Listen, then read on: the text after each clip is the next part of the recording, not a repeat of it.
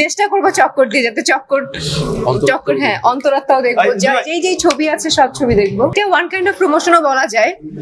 আর আমরা চিন্তা করছিলাম যে একা একা দেখবো, আমি একা দেখলাম কিংবা তারা একা দেখলো, সে একা দেখলো, একা না দেখে আসলে যেহেতু একটা কাজ করছি, টগর সিনেমা করছি, অলমোস্ট শেষ, আমাদের 2-3টা গান বাকি, সো টিম নিয়ে কেন নয়, এটা একটা প্রমোশনও হয়ে গেল এবং আমার যে ফ্রেন্ড আছে সিয়াম আহমেদ, তার সিনেমাও দেখা হয়ে গেল। সো বেসিক্যালি আসলে টগরকে নিয়ে সিনেমা দেখা এবং সিয়ামের কারণে সিনেমা দেখা।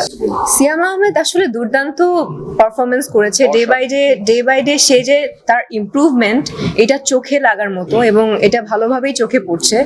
সো অল দ্য বেস্ট তার জন্য। এবং আমিও মাঝখানে ছবি দেখার সময় চোখ দিয়ে একটু, চোখের কোণে একটু জল চলে এসেছিল, মুছছিলাম আর দেখছিলাম।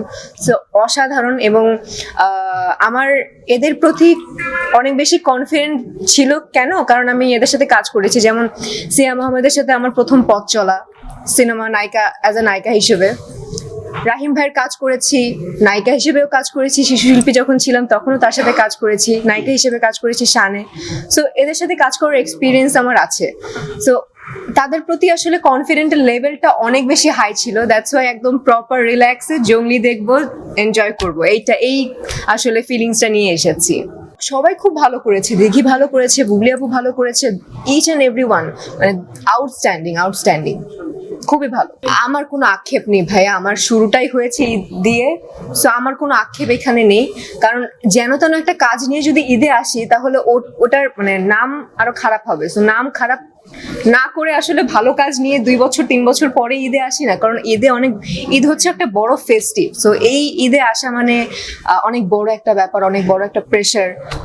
সবাই আসলে ছুটি পায় 1-2 দিন 3 দিনের জন্য, ওই ছুটির মধ্যে ছবি দেখতে আসে। সো ভালো ছবি বানিয়ে ঈদে আসলে দিই। সো রোজার ঈদে আসেনি তো কি হয়েছে, কোরবানি ঈদে আসছে টগর। ফার্স্ট অফ অল টগর আমার প্রজেক্ট ছিল না, এটা আপনারা সবাই জানেন, এটা আমার ছিল না। বাট আমি ইনভলভ ছিলাম, যেহেতু এআর মুভি নেটওয়ার্ক থেকেই আসলে টগর আসছে এবং প্রডিউসার আমাদের পাশে আছে।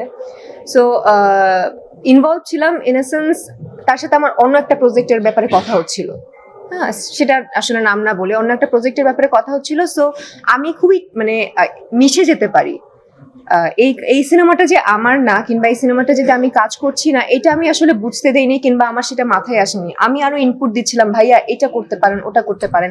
তো যাই হোক, কোনোভাবে আসলে ইনভলভ আমি হয়ে গেছি। এবং এরপরে মানে যখন আমি ইনভলভ হই তার আগে প্ল্যান চলছিল এই গল্পটা কিভাবে আর কি করা যায়, কিভাবে আরো দুর্দান্ত লেভেলে নিয়ে যাওয়া যায়।